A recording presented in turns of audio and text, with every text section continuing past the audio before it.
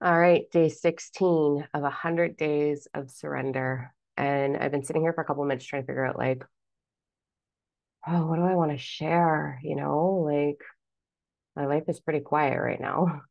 Pre- Preparing for the retreat, making sure I'm filling all four corners of myself. So let's talk about that. And let's talk about this kid. That's like, I think I might have been 9 in this picture.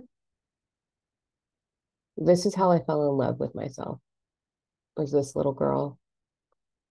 So this little girl, she was cool shit, man.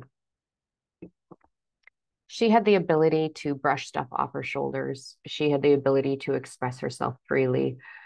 She was obsessed with the color blue and all things shiny. She was neat. She was a really cool kid. When we spend time with that version of us, I became everything that she needed. So, homework, ready? This is really powerful. Can you find a picture of you around that age? Anywhere between 6 and 9. 8, 9's like the best age because that's when you're experiencing. I get to work with a lot of kids. It's awesome. But 8 is when we have sort of solidified our beliefs on how we receive love, nurturing, nourishment, how we express ourselves in the world. We've gone through what is my anger, what are all the pieces of me, and we're observing the world. We're absorbing a perception of what is love and relationships, whether that's, your parents or whoever, whatever loving examples you have. That little girl had been through many different homes at that point.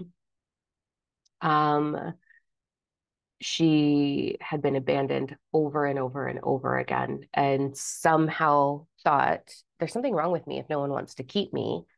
So maybe I need to be more expressive. So I was really shy, still can be in the beginning, but then no, very unfiltered. She's super shy, super insecure, but yet there was this fire in her of, I'm gonna be me. I don't want to be like everybody else. I want to stand out. Like, I'm gonna be me. And I don't know how, with all of the abandonment, she had been raped, she had been abused, she had had her flesh broken in abuse, she had had her spirit stolen. She was told she was stupid by teachers because of dyslexia and being undiagnosed, that my head was in the clouds, that I would never accomplish anything, that I was worthless, that, like, quote, you're worthless.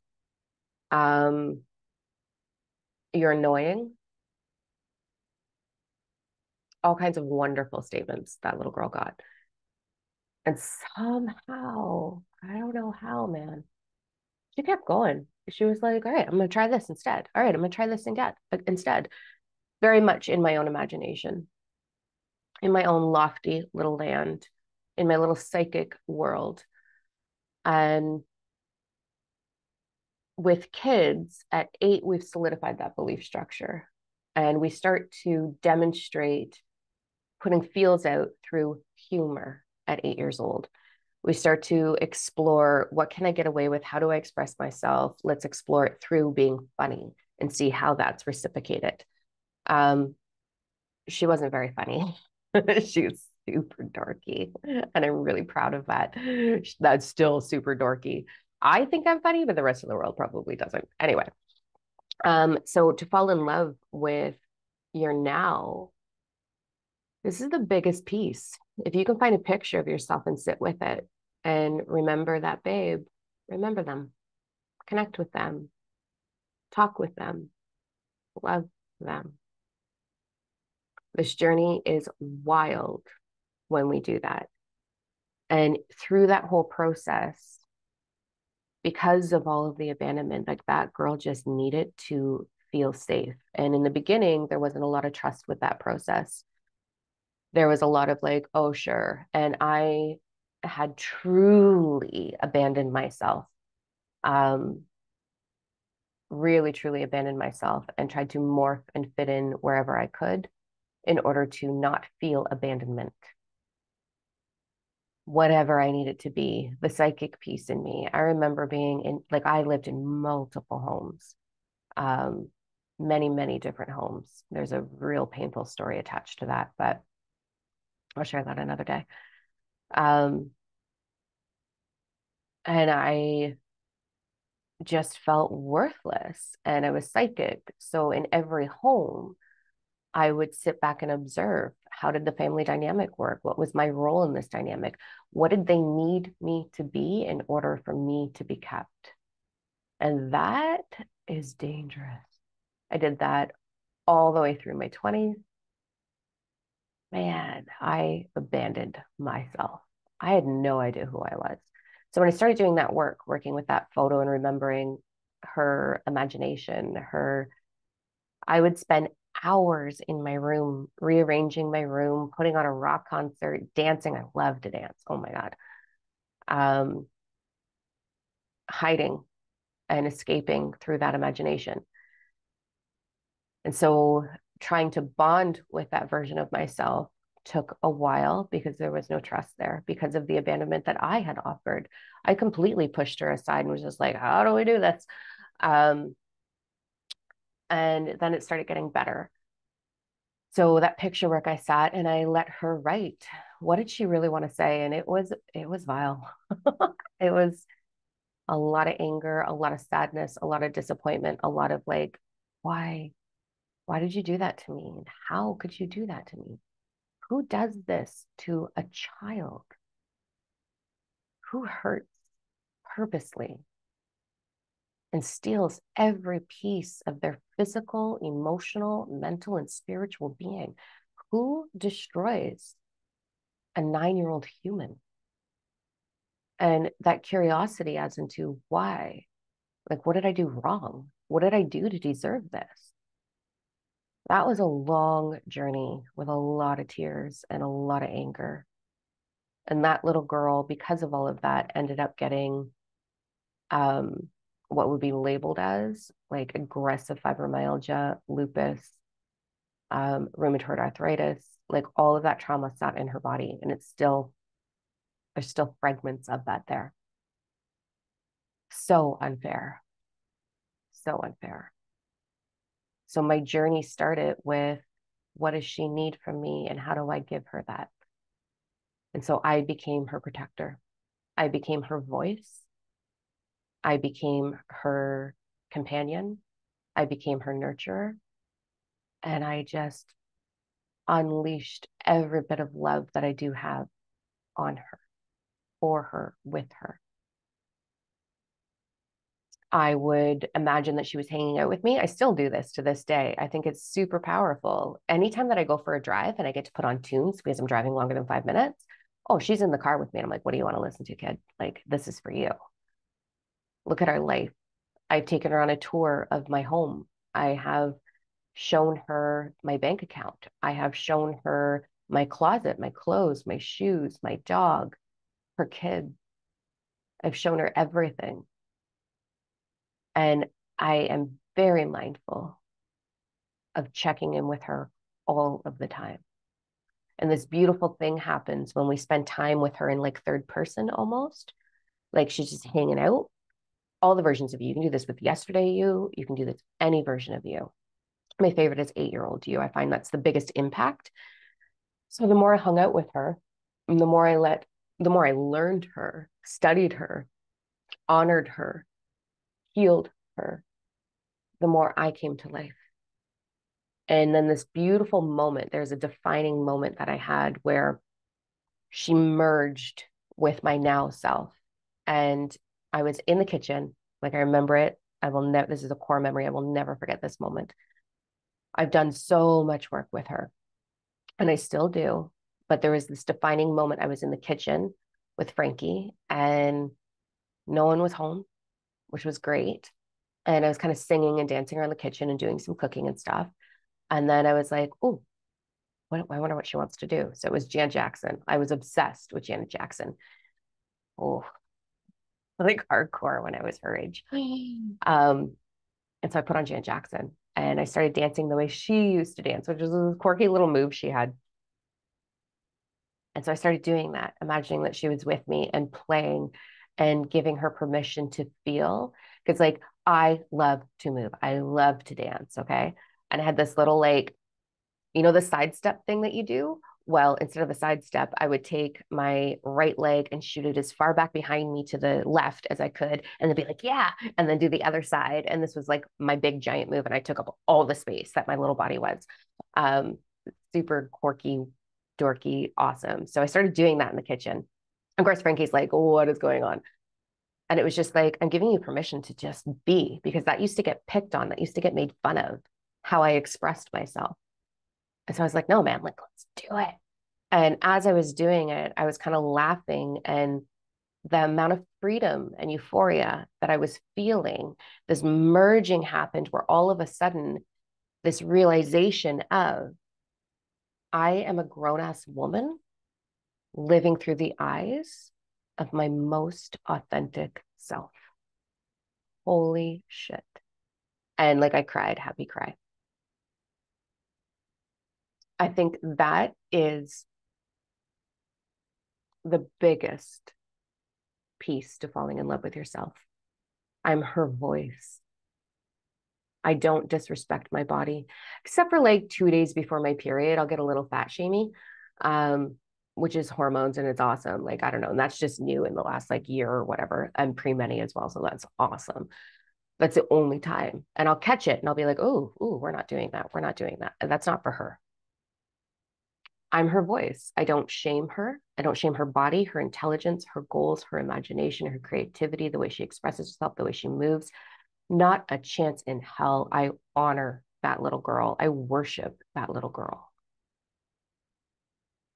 And I've tried self-love a million ways, let me tell you. Oh my God. I've tried everything from everything from faking it till you make it.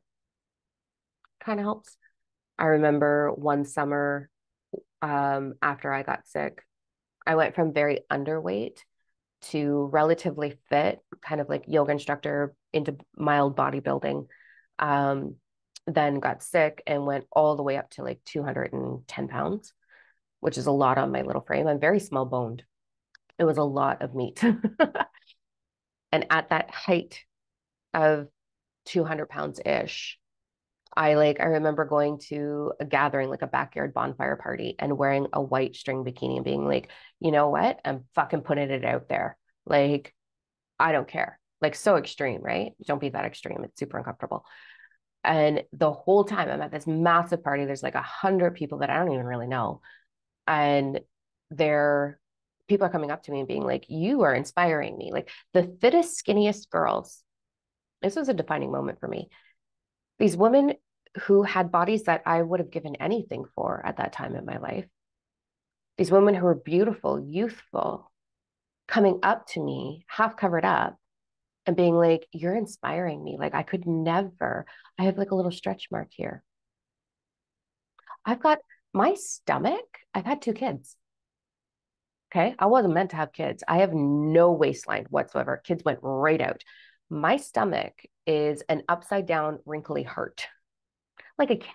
It's just there. There's just this little pouch there. And I've got stretch marks this way, and my belly button is like an inch lower than it should be.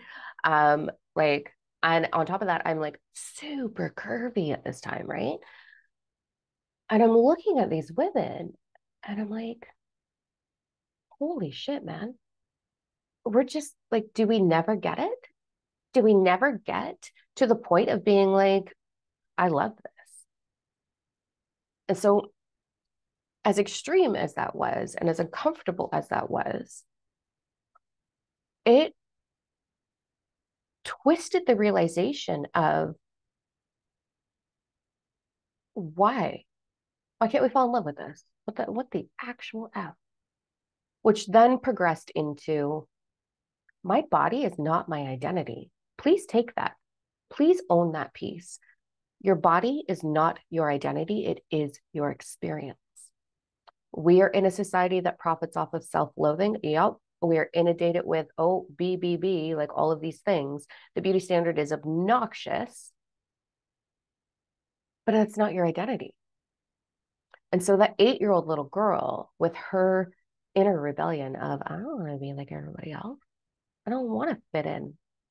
I don't want to do that. Was like, yeah, can we honor this? Can we honor this 200-pound body? Can we celebrate it? Because no woman that I've ever met is like, I love this fucking shit. This is it.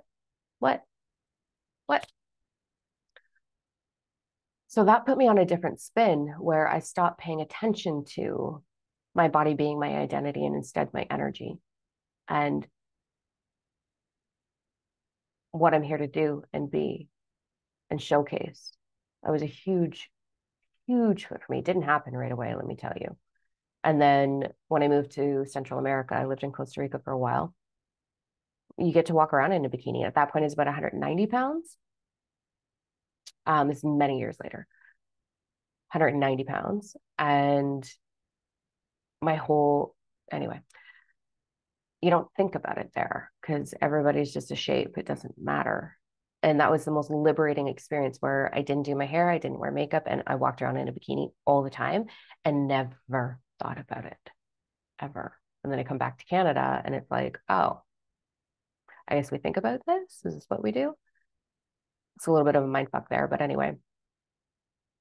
So over the course of time, and I would say for the last really solid, really truly solid 3 years, I love my body. And it's losing weight right now, which is interesting. I'm kind of playing with the Power 369 and morphing matter. So I think that's what's happening with my body. So it's gently, slowly on this journey of like letting go of weight through that practice. I don't have that mastered yet. When I get it mastered, let me tell you, I will share. Because, anyway. But I love my body. It's about 172 pounds or 73 pounds or something like that right now. And I love this thing. I think it's great. I think it's fabulous, actually. It's a woman and it has a story and it protects me and it's carried all of that shame. It's carried all of the wounds. It's been resilient. It's done everything in its power to keep me going, no matter what, no matter how much I abused it, hurt it, neglected it. This is an incredible thing. And so that's what made me fall in love with my body. The rest of it was working with my inner child. 100%. Spending time with that little girl and being everything that she needed. And letting that merge happen and that celebration happen. I protect her. I'm her voice. I'm her guardian. And that is a really cool place to be because I've got her back always. No one ever will get away with disrespecting me. No one ever will hurt me. No one ever is allowed in my vortex if they are not offering what I require. I'm her guardian. So that's a huge piece because I've been really reflecting on how did I get to this point where I really, truly, unconditionally love myself. And that's it. Like, can you unconditionally love yourself? Can you navigate that path? It's possible. It's 100% possible. I don't beat myself up over a thing. I am the girl who says fuck way too often. I am the girl who is super loud, really dorky, really passionate, really driven, really ambitious. I am a lot of things. I am fire. I'm a lot of things. And I love that. I love it. I'm not salty. I'm not, well, I can be actually. Put me in Walmart, you'll see it. Like no joke. But I don't know, man. I want this for you. I really want this for you. It's been something that's been a driving force for me now that I have gotten there. And as always, I can take you as far as I've gotten. 100% I can. And that's why I developed Divine Alignment, the main program that we offer, because that's going to take you there. And so my whole, I think, put all of that aside. The other point that I really want to make is every single thing that you have endured, and some of it has been very hard. I know, I know. It's all part of what you're meant to bring to the world. That babe, they have purpose and they're going to endure whatever it takes, determined, sometimes forced to be strong, not understanding what strength is. But when you tap into that, you become unstoppable. When you lead, protecting them, nothing's going to stop you. It lifts your vibration. I'm all about vibration, right? Like I teach quantum physics, how to apply that in your body. It's all vibration, it's all energy. Um, so your energy goes, your vibration, your frequency, it's magnetized to receive what you are. You will only ever receive what you are. So the moment that you fall in love and become the protector and the nurturer for that baby, you've just aligned with all of the beautiful energy. So yeah, there's that. There's that. I'm finding away from that. On the surrender journey, the last couple of days have been hyper productive. And then, like, man, I need socialization. I get a little bit bored. Not having like the distractions between 8 and 10, I'm getting a little bit bored. I'm like, oh, cool. What do we do now? There's only so many books I can read. There's only so many podcasts I can listen to. And I'm like, all right. So I definitely desire more togetherness. I love live music. So I've been doing some research on like where can I go find some of that? Where can I go put myself into the world and just enjoy in a very different mindset? Like any other time that I would go out, I'm not fucking kidding. It would be like, okay, look your best, make friends, like get attention, like connect with people, like let's make friends, let's do this, you got this. And now I'm like, I'm doing it for me. Like I'm going, and I went out a couple of nights ago, like a few nights back now, to a band, and I just went and sat at the bar and ordered a drink and sat there and just absorbed the music. And I was like, I'm doing this for me. Huh. I'm not looking for anything. That's really liberating. I also have this weird sense of feeling like, and I don't know, and I don't think everybody's going to get this comment, but I feel like a fucking woman. And I mean that in like a grown up. I feel like I'm adulting. I feel like, wow, I really got my shit together. I used to have this interesting, I just thought of this right now. There was a few times in my life. Um, so after my divorce and finally getting custody of my kid, I ended up engaged to a man. We had a house together. And I remember a moment of getting into my car, and I had like a nice car and had my kids, and we had this nice house and this nice little relationship, and there was a ring on my finger. And I was getting in the car to go to Blockbuster, aging myself right now. And I said to myself as I got in the car, like, wow, I made it. I made it. Here I am, seeking safety, right? And then that all fell apart. And then I realized that the only way to make it is to be it. And so here I am. I've arrived. That's a cool feeling. I've arrived. I'm in soul purpose. I'm independent. I'm successful. I'm healthy. I got a good routine going. I got a good head on my shoulders, whatever that means. I've arrived. And I arrived because of her, that little girl. So here we are. So now I feel like this woman. I'm like, nice. What do we do with this? So there's my update. Day 16. See you tomorrow.